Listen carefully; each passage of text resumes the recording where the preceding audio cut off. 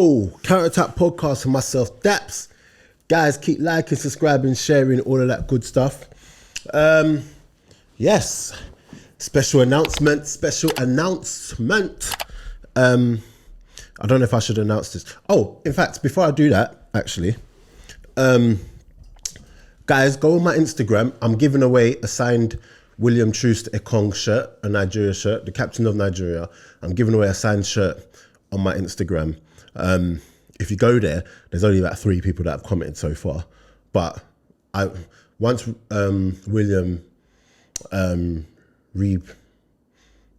it, retweets it, and all that stuff, there will be a lot more. So get involved, man. I've got 2 shirts to give away. So yeah, guys, let's get involved. But yeah, special announcement today as well. I'm just waiting for the artwork or flyer for something, but I've got something coming up. So as soon as I get that, I'm going to post it and then we're good to go. So listen, Manchester Derby. I don't think anyone going into this game thought anything other than, a Man City win. But once the game started, United got off to the start that they did. There was that thing where it's like, But if I was watching the game, as I was watching the game, at no point did I ever feel like United would hold out. At no point did I ever feel like, United were going to get a second goal and, run away with it or do a smash and grab, because even when they were 1-0 down, they really and truly should have just gone on and got goals. Haaland had one great chance. Foden had a couple chances. So the chances were there. They were playing well, and it was only a matter of time before a goal went in. You can't concede that much possession willingly and defend as deep as you're defending against Man City and not expect, a goal to happen soon, because they literally had nothing. And you know what? They defended well. Whilst they, like I said, City were getting chances, but United did defend well. And even though they defended well, that couldn't continue. So when the second half started and Foden gets a mad goal, you just know, okay, yeah, this is it. They're gonna win that.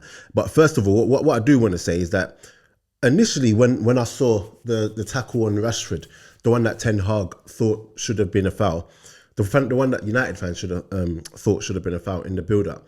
Initially, I thought it wasn't a foul.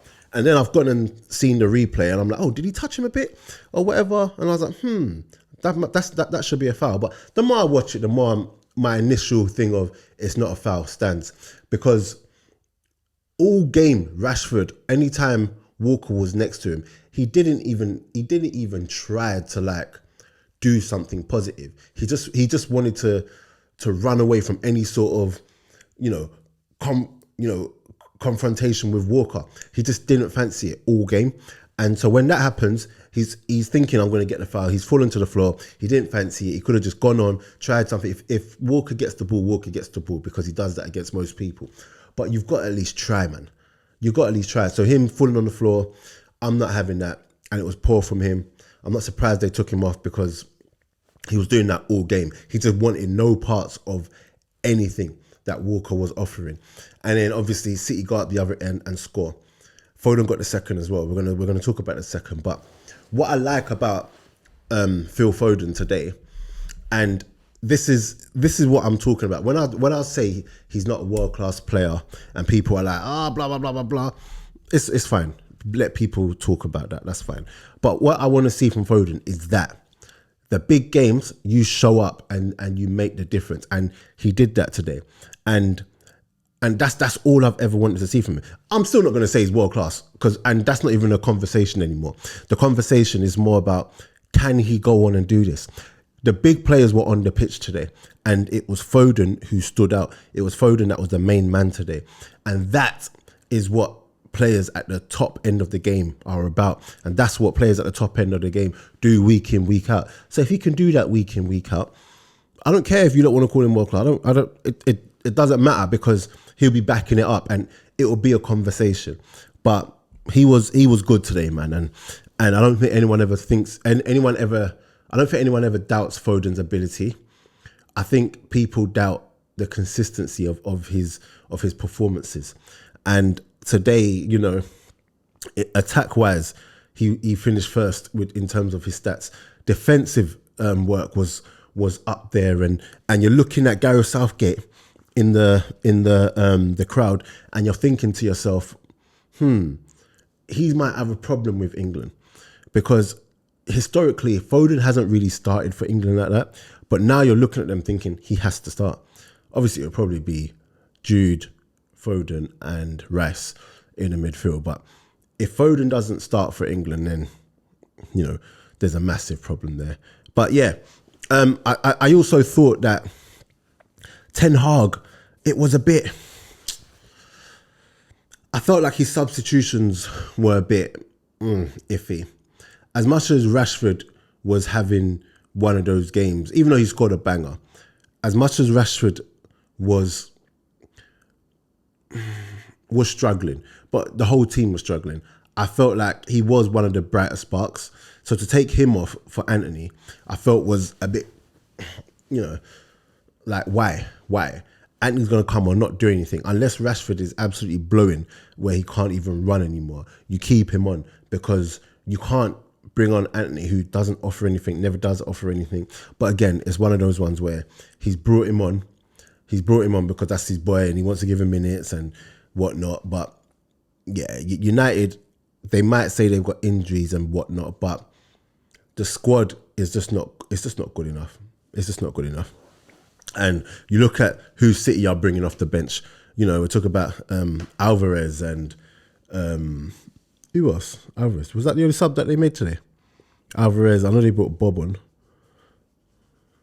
I think that's the only sub they really made. But yeah, you look at the level of players that United have compared to City, and it's night and day. And oh yeah, and what I did want to say is that, yes, United defended as well as they could in the first half, and it was waves and waves of attack from Man City. But you can't tell me Ten Hag looked at that and didn't think that they should continue to play that way, with waves and waves of attack, and thinking that Man City weren't going to score. Something had to change, which is why I was a bit puzzled with the Rashford substitution. You know, I was a bit puzzled that he didn't change something. It was just wave and wave and wave of attack again. And yeah, I don't know. Ten Hag just he just never looks like he has the answers in game.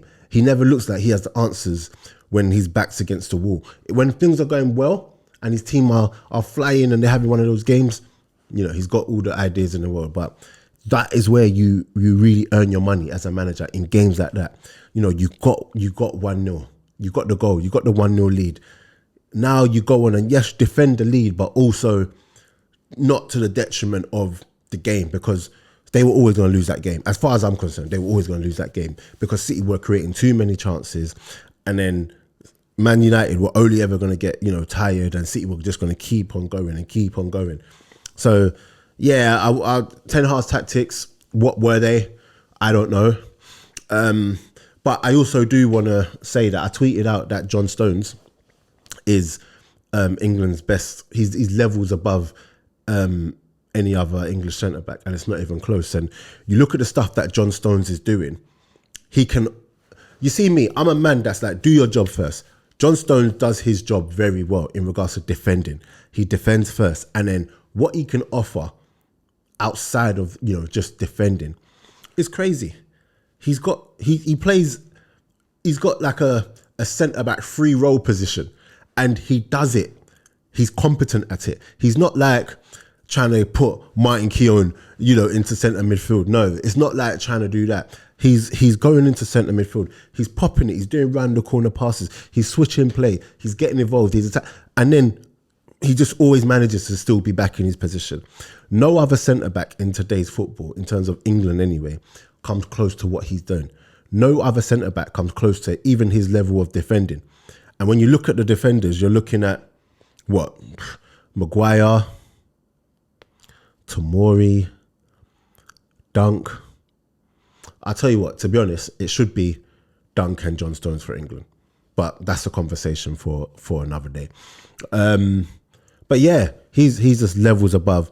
You know, this title race is going to go down to the wire. You know, obviously Liverpool won yesterday. We're going to go to that now as well. Liverpool winning 1-0. Oh, before I get onto that, let me know what you thought about Man United's tactics, Ten Hag's tactics. Rashford, was it a foul? Should he have done better with Foden's second goal? At first, I felt like he should have done better. No.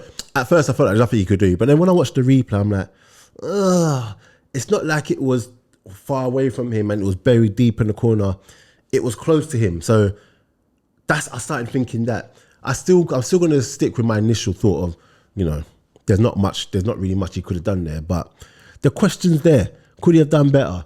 Do you know what I'm saying? But fair play to him. Just let me know what you guys thought of the game. Rashford's goal was mad though. Who had the better goal, Rashford or Foden? I think I'm going to say Foden. Yeah. But yeah, listen, Liverpool.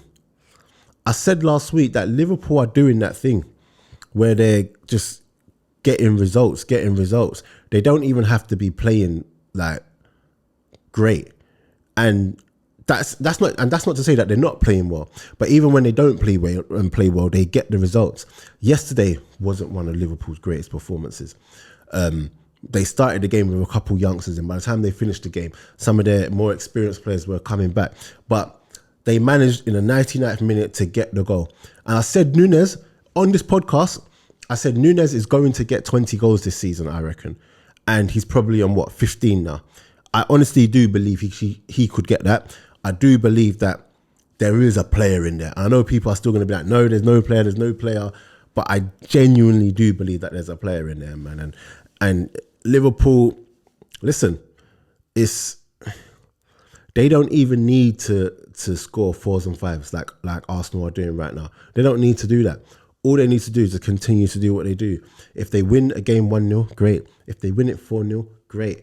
But there's this thing with Liverpool and Klopp, and it's in their DNA. There's a DNA of them where they just keep going. They know how they want to play, and they just keep going. They wear you down, and the chances keep coming, and eventually they score, and they do not stop going. And you just have to look at it and just be like, well, this is a title race. This is what it was like with Man City and Liverpool a couple of years ago. The only difference is Arsenal are in the mix as well. What I will say though, with Arsenal being in the mix, is that when I look at the squads, I know Liverpool have injuries right now, but they're getting their players back. Szoboszlai came back yesterday. Endo was back. Nunes was back yesterday. I know Robertson's come back in the last couple of games. Who else? Someone is coming back as well. Yeah, but I know they've got all their injuries. But when I look at the squads, I do think Arsenal are a bit light, if you know what I mean. I do think once you get past their first 11, 12 players, you start getting into territory where it's like, oh. So where you have to hope that one of the main players, so we're talking Saliba, Gabriel, Saka, Rice, don't get injured. Do you know what I'm saying? Outside of that, it's just like, oh my gosh, yeah, the squad ain't all that. So that's where I will say that Arsenal are inferior to Liverpool and City just because of like the squads. But it's going down to the wire, man. And Arsenal obviously play Sheffield United tomorrow. I think it's Sheffield United. Let me see. I think it's Sheffield United.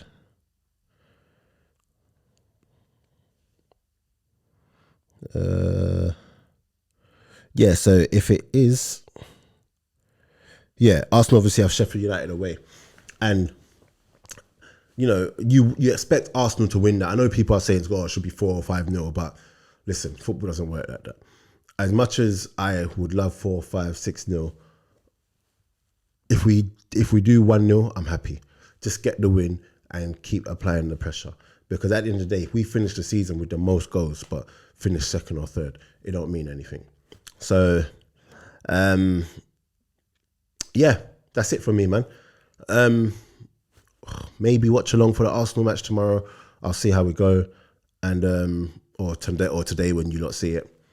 But yeah, get in the comments. Let me know what you guys think, and we're out.